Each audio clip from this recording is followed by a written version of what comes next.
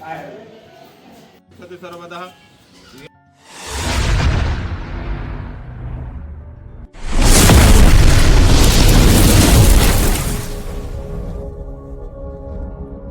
Hello दोस्तों, welcome to Shri Aakash blog. आज हम आपको एक्सप्लोर करेंगे बाबा सिद्धनाथ को। तो उनके दरबार में हम आए हैं, अंदर चल करके इससे आपको दिखाएंगे कहाँ स्थित है। पूरा ब्लॉग में आपको जानकारी मिलेगी। चलिए मेरे साथ में बने रहिए ब्लॉग में। ब्लॉग बहुत ही इंटरेस्टिंग होती है। चलिए आज के पहले ब्लॉग को स्टार्ट करते हैं। बाबा सिद्धनाथ की कहानी बहुत ही है पुरानी। बाबा की कहानी भारत और नेपाल के बीच की है। बाबा का स्थान धार्मिक और ऐतिहासिक से जुड़ा हुआ है। बाबा सिद्धनाथ को भगवान शिव जी का अवतार माना जाता है। उससे जुड़ी अनेक कहानियां हैं जो आज लोगों के बीच में बहुत ही ज़्यादा प्रचलित है। बाबा सिद्धनाथ की बहुत सारी कथाओं के अनुसार उनकी कठोर तपस्या और तपोबल के माध्यम से भगवान शिव जी प्रसन्न हुए थे और उनको भगवान शिव जी का अवतार माना जाता है। ऐसा कहा जाता है कि पूरे क्षेत्र में भक्तों की रक्षा और बुरी शक्तियों का नाश करते हैं। सिद्धनाथ जी के दरबार में भक्तों और श्रद्धालुओं का तांता लगा रहता है। जो भी श्रद्धालु बाबा के दरबार में सच्चे मन से श्रद्धा भाव से अपनी मनोकामना लेकर के आते हैं, उनकी हर मनोकामना यहाँ पर पूर्ण होती है। बाबा सिद्धनाथ उत्तराखंड के टनकपुर और आसपास के क्षेत्रों में गुफाओं और जंगलों में कठोर तपस्या की थी। आज भी उन स्थानों को धार्मिक दृष्टि से माना जाता है। एक कथा के अनुसार बाबा सिद्धनाथ जी ने अपने त्रिशूल से पहाड़ को काटकर एक जल स्रोत उत्पन्न किया था, जिसे आज भी शिव धारा के नाम से जाना जाता है। ये पानी श्रद्धालुओं को शुद्ध और औषधि गुणों वाला माना जाता है।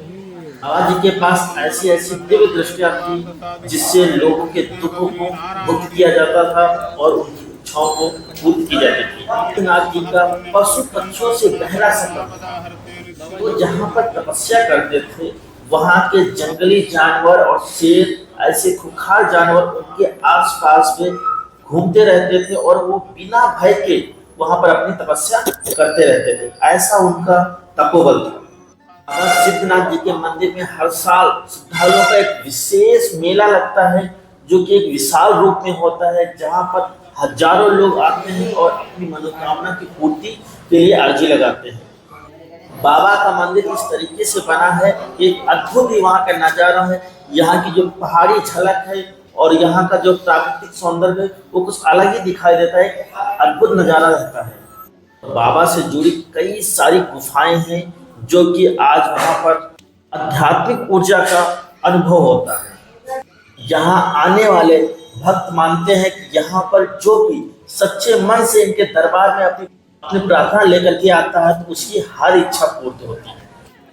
बाबा जी का दरबार जो कि नेपाल बॉर्डर है, वहाँ से तकरीबन में 2 किलोमीटर रेडियस में पड़ता है। जो लोग माँ पूर्णागिरि के दर्शन करने जाते हैं वो लोग लौटते वक्त नेपाल बॉर्डर का आनंद लेते हैं और जाकर के बाबा जी के दर्शन जरूर करते हैं। ऐसी मान्यता है कि जब तक माता जी के दर्शन करने के बाद में बाबा जी के दर्शन नहीं करोगे तब तक आपकी यात्रा जो है वो अधूरी मानी जाएगी।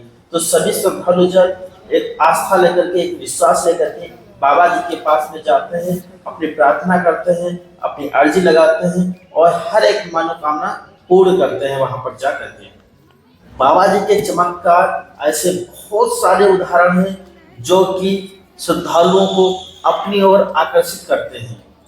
आज बाबा जी का स्थान एक पर्यटक स्थल के रूप में देखा जाता है, क्योंकि बहुत श्रद्धालु जन जो जाते हैं वहाँ पर बाबा जी के दर्शन करते हैं और वहाँ की वादियों का नज़ारा लेते हैं, वहाँ के बारे में देखते हैं, प्राकृतिक सौंदर्य देखते हैं और बहुत सारी चीज़ें जो कि प्राकृतिक से जुड़ी हैं वहाँ जाकर के आनंद लेते हैं, पिकनिक मनाते हैं और इसी तरीके से बाबा से मिलने श्रद्धालु लोग पहुँच जाते हैं।